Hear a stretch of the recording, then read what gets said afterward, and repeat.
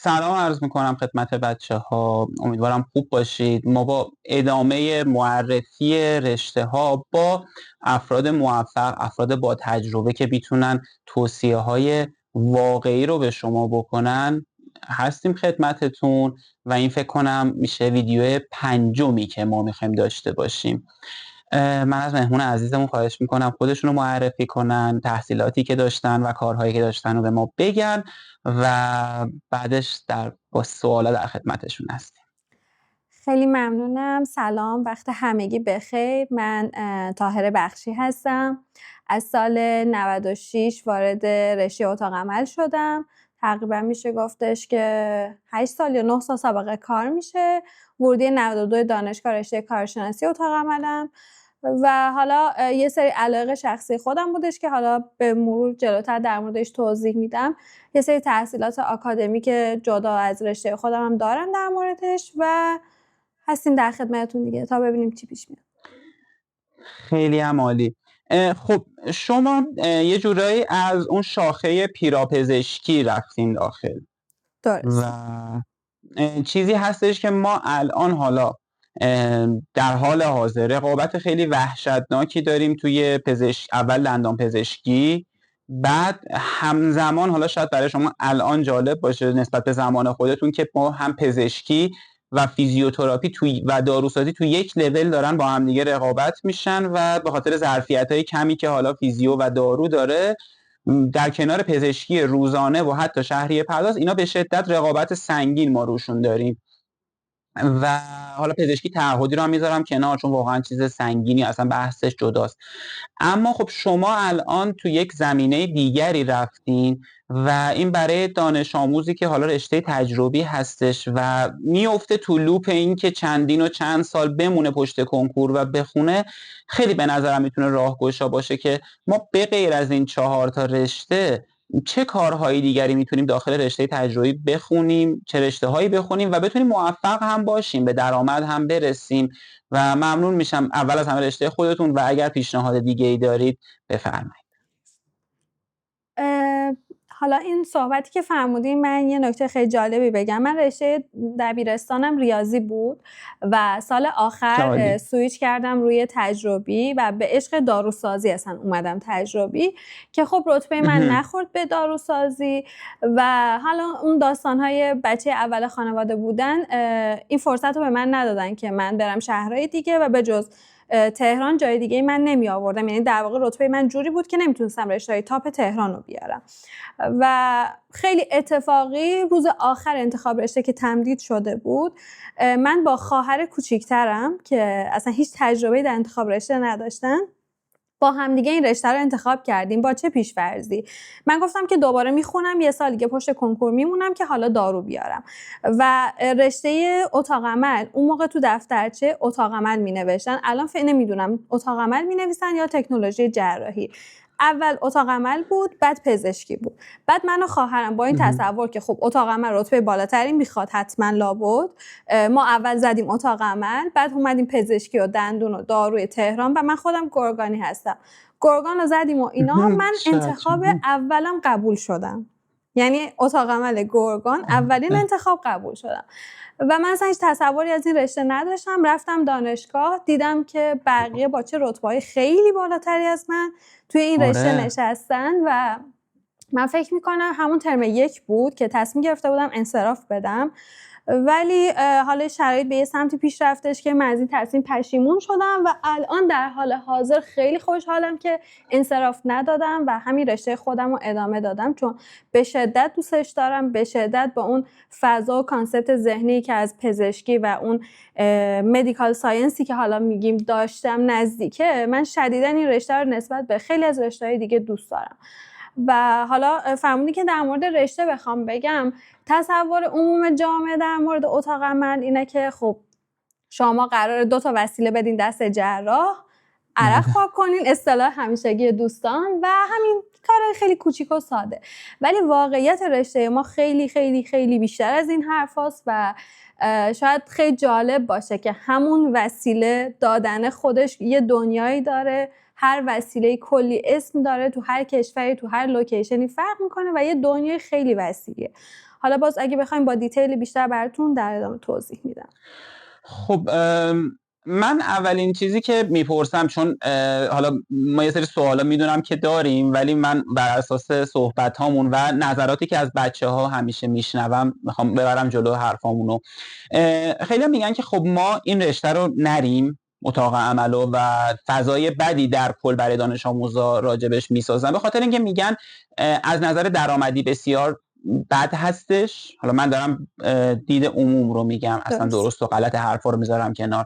و بعضا میگن که 3 دسته میشه. حالا من بازم دارم صحبت ها رو میگم. یکی این که همون چیزی که شما گفتین، فقط انگار انتقال وسایله. یکی دیگه میگن کسی هستش که ماهرتره، یه خورده بهتره، تجربه بیشتر داره، برخی از کارهای پزشک جراح انجام میده. و بعضی اوقات هم میگن درصد بسیار کمی میشن اصلا تو خیلی از عملا شاید جایگزین جراح بشن، که میگن خیلی درصد پایینیه و کلا همین رو براش تصور میکنن. یعنی تمام چارچوبی که برای آینده اتاق عمل میبینن به این شکله. من دوست دارم شما راجع به این صحبت کنین و احتمالاً این تصورات غلطی که من مطرح کردم رو بشکنین.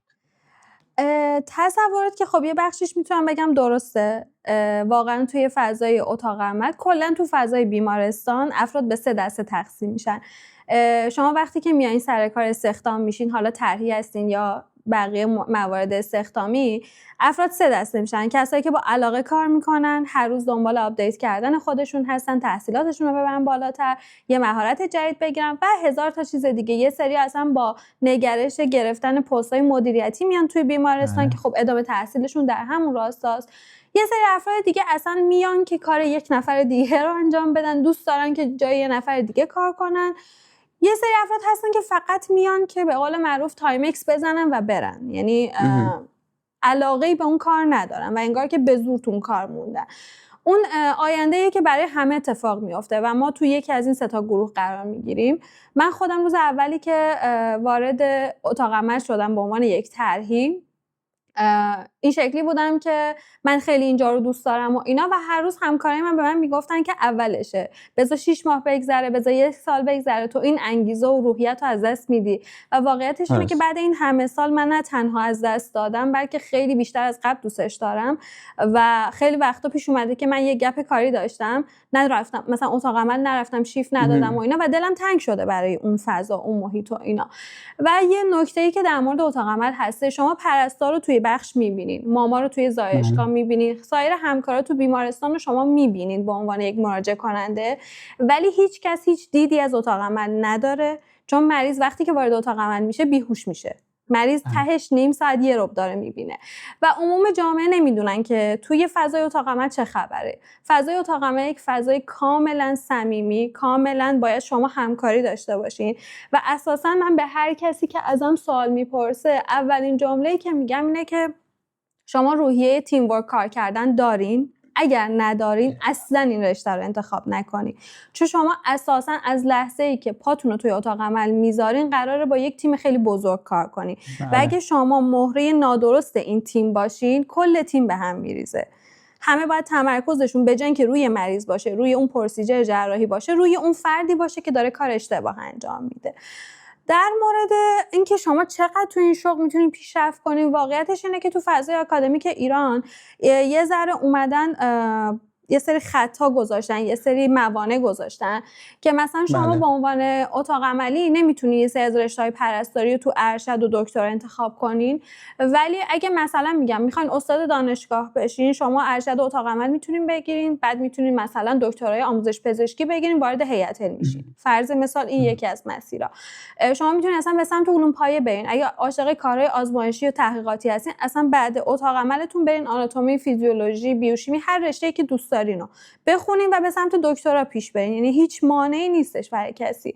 و در مورد اینکه بخواین اصلا شما تو فضای رشته‌های پیراپزشکی یه برتری که حالا میشه گفت وجود داره اینه که شما وارد دانشگاه که بشین، اگه خوشتون نیومد میتونین برین حالا با قسمت آموزش صحبت کنین، اونا شرایط شما رو بررسی میکنن که شما امکان تغییر رشته به سایر رشته ها هم دارین.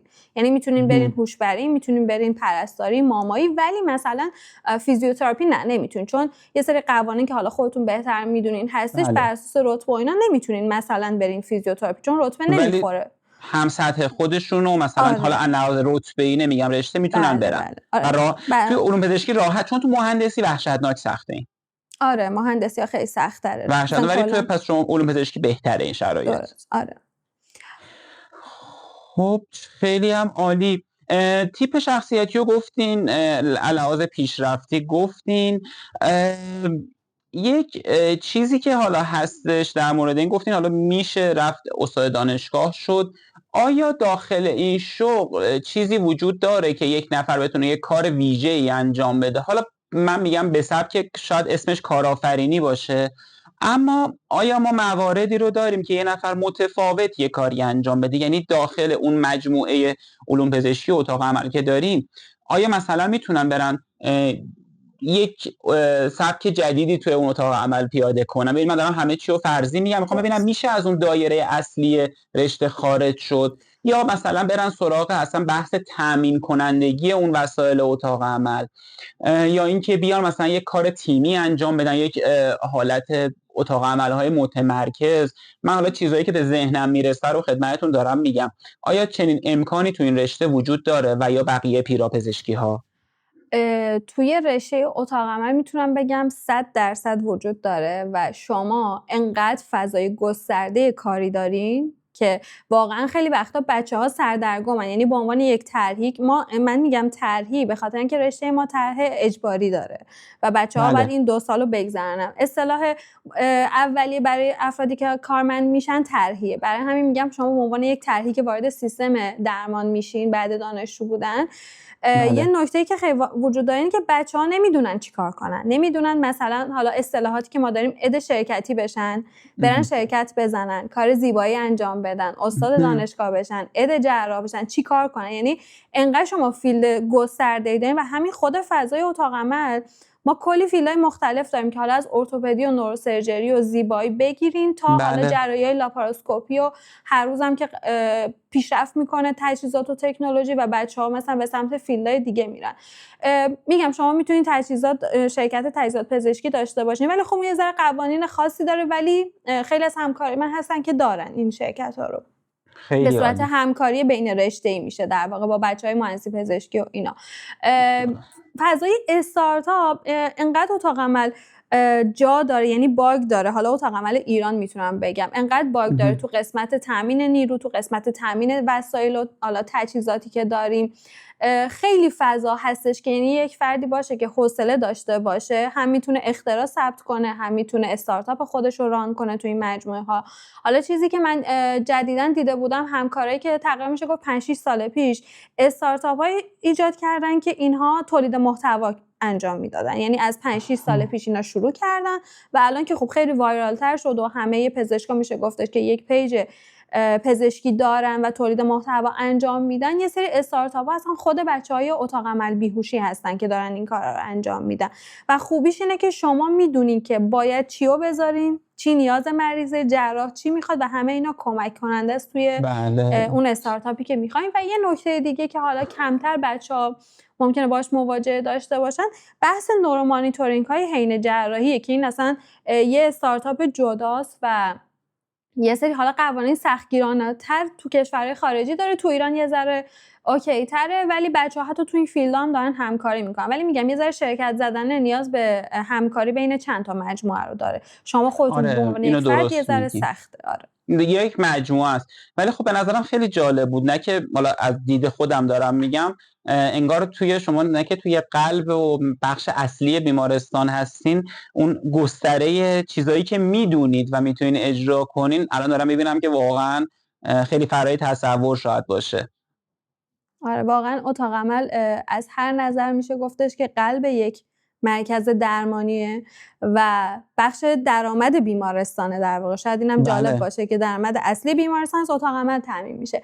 ولی من همینجا باید به همکارای آینده خودم بگم که شما کارانه کمتر دریافت خواهید کرد به نسبت سایر بخش‌ها.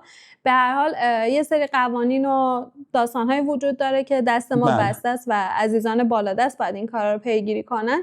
ولی به صورت کلی اتاق عمل یک فضای بسته‌ای که کسی نمیدونه اون تو چه خبره به عنوان افراد خارج از بیمارستان و شما اون تو انقدر هر روز میتونم بگم معجزه رخ میده، هر روز جان هزاران نفر نجات پیدا میکنه و انقدر شما حس خوبی دارین، حتی با شیفتای خیلی سنگین هم بچه‌ها با اینکه احساس خستگی خیلی شدیدی دارن و این واقعا به قول معروف داریم میمیریم ولی هنوز داریم ادامه میدیم به خاطر اون حس خوبی که تو اون فضا هستش.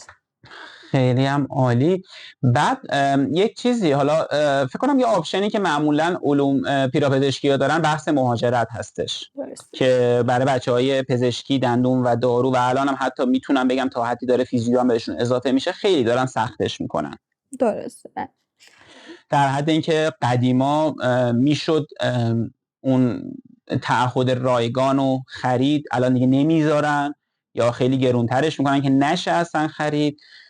اما از لحاظ مهاجرتی شما نظرتون چیه در مورد این رشته و بفرمایید؟ در خصوص اون تعهد که فرمودی فکر کنم که هر رشته‌ای که کلا مدارک و بچه‌ها فکر کنم تو علوم پزشکی دیگه با سختی بتونن آزاد کنن اساساً به راحتی نیستش. اینا فکر می‌کنم همه رشته‌هامون دیگه این شکلی شده. حالا یه سری رشته‌ها چون ترماشون بیشتره فکر می‌کنم گرونتر حساب میشه ولی بچه‌های کارشناسی تقریبا همه یه قیمتن. حالا خیلی تفاوتی بین رشته‌ها انگار نیستش.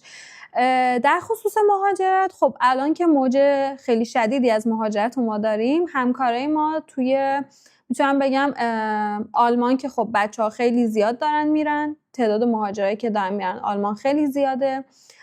برای انگلیس هم همینطور، افرادی که دارن میرن انگلیس هم زیاد هستن به نسبت و حالا کشورهای دیگه بیشتر تحصیلیه، یه ذره محدودیت دارن. خب توی مهاجرت گفتین که چطوری هستش؟ حالا بعد از اینکه گفتین بالاخره اون آزادسازی سخت هستش یک مقداری، اما از لحاظ که بعد از اینکه فرض کنیم مدرک بعد کارشناسی آزاد شده و حالا شما تعهد کار رایگانتون رو دادید و یا به هر شکلی که انجام شد، چطوریه؟ خوب میتونن بچه‌ها مهاجرت کنن داخل این رشته یا نه؟ توی رشته‌های پیراپزشکی تقریبا میشه گفتش که بیشتر رشته‌ها سد اصلی که جلوی بچه‌ها هست بحث مدرک زبانه، چه برای انگلیس باشه چه برای آلمان که دوتا کشوری هستش که الان جدیدن خیلی پرطرفداره و موج مهاجرت به این دو کشور در واقع خیلی زیاد شده و حالا کشورهایی که آلمانی زبان هستن باز من خیلی اطلاعات دقیق در موردشون ندارم واقعیتش، ولی میدونم که فرصتی که یعنی بچه‌ها اگه مدرک زبانشون رو بگیرن کارشون سریع انجام میشه و نیاز به هیچ آزمونی ندارن، پروسه معادل سازی بدون آزمون براشون انجام میشه. ولی مثلا میگم برای آمریکا خب مثل همه رشته‌ها البته بجز مهندسی مثل خیلی از رشته‌های دیگه پزشکی و پیراپزشکی شما باید یه سری مدارک رو بگیرین، یه سری تاییدیه ها باید بگیرین و اینا. ولی مثلا استرالیا الان بچه‌ها نمیتونن برن، یعنی کارها انجام میشه، همه کاراشون رو انجام میدن، جاب آفر نمیتونن بگیرن، تو پروسه ویزا گیر میکنن. یا نیوزلند بچه‌های اتاق عمل نمیتونن برن ولی بچه‌های بیهوشی میرن، یعنی بچه‌های هوشبری. همین دوست من فکر میکنم که کمتر از 1 سال پیش بود که تونست بره نیوزلند یا استرالیا، مسیر برای بچه‌ها باز هست برای بچه‌های هوشبری، ولی اتاق عمل نه، چون که اینها تو کشوراشون اتاق عملیاشون در واقع بچه‌های پرستار هستن که حالا یا دوره گذروندن یا مثلا اومدن تو بخش اتاق عمل کار کردن و اون قسمت دارن فعالیت میکنن. ولی کانادا، آمریکا، حالا یه سری کشورهای اروپایی که شرایط سخت هست بچه‌ها تحصیلی میتونن برن، در واقع تحصیلی برای همه باز هست، ولی کاری آلمان و انگلیس الان بهترین گزینه‌ها برای بچه‌های کمک جراحه. بسیار عالی.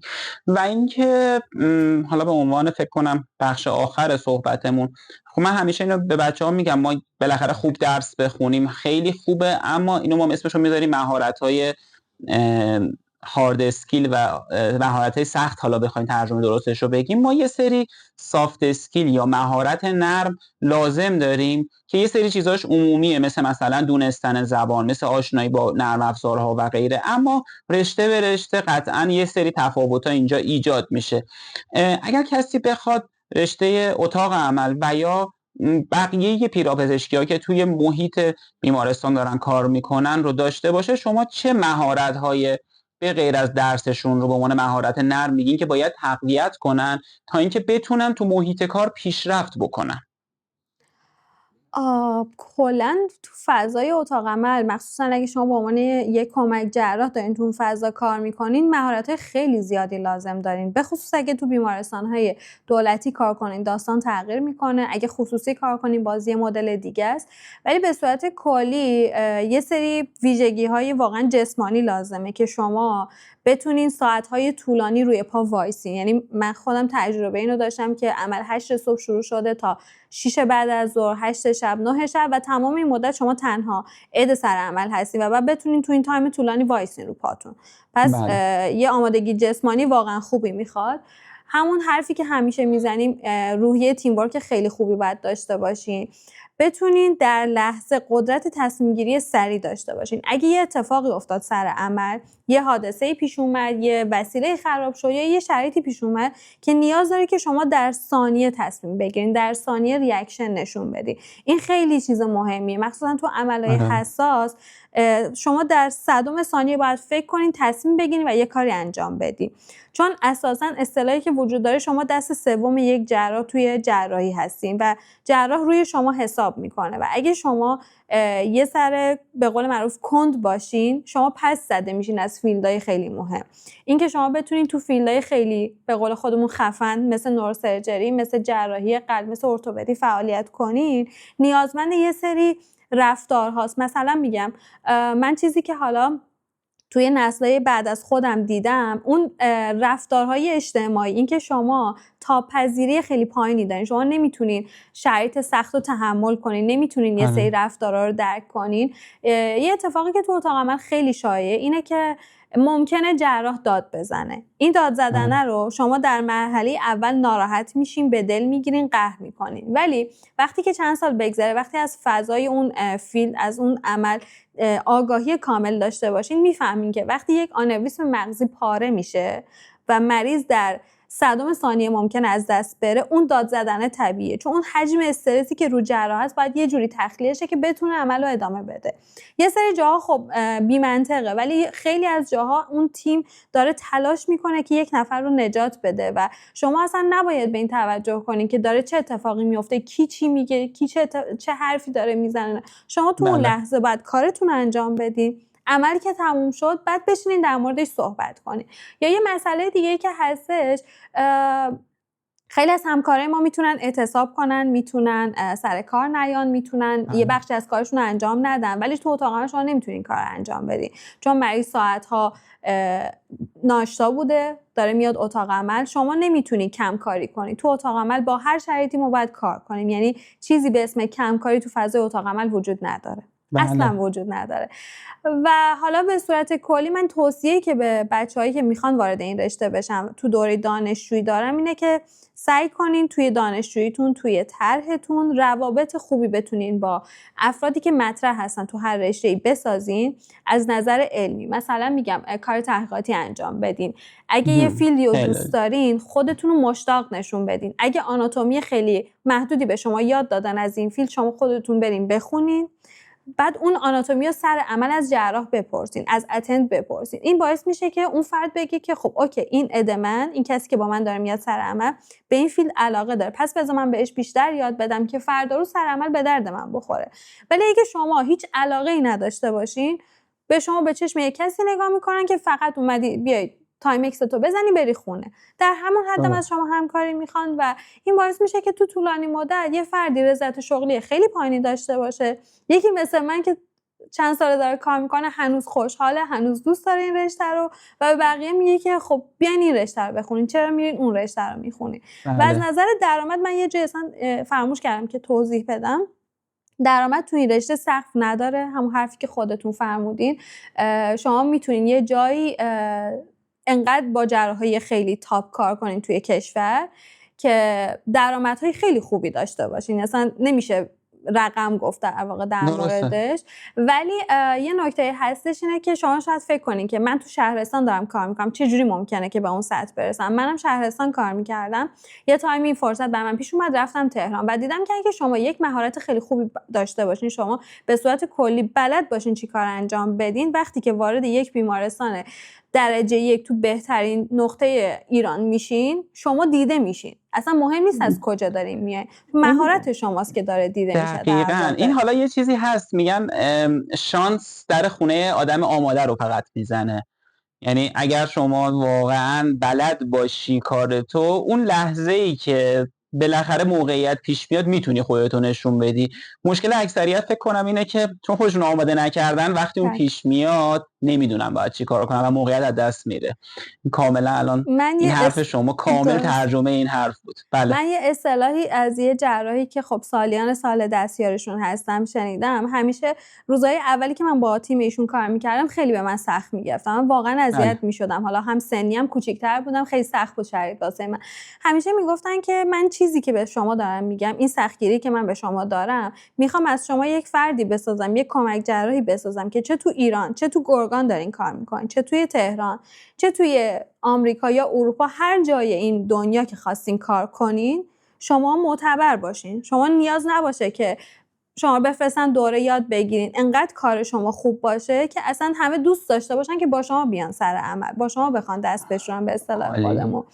و میگم خیلی این فضا گسترده است و بخش بزرگی از جامعه فکر میکنم که آگاهی نداره. ولی یه نکته بخوام بگم، من اگه خودم برگردم عقب یا اگه یکی از اعضای خانواده‌ام یا دوستای نزدیکم از من مشورت بخواد که بخواد این رشته انتخاب کنه، میگم نه، به خاطر اینکه خیلی سخته، شرایط سختی داره و اگه میتونین شرایط سخت رو تحمل کنین فوق‌العاده جذابه. یعنی شما این تصور رو داشته باشین که شما مغز یه آدم زیر دستتونه، قلب یه آدم زیر دستتون، این خیلی جذابه. ولی همینقدر جذاب بودن سختی خودش هم خب مسئولیت خیلی زیادی داره. مرسی از توضیحات خیلی قشنگ و کامل تو، مرسی از وقتی که گذاشتین و لطف کردید. ممنونم.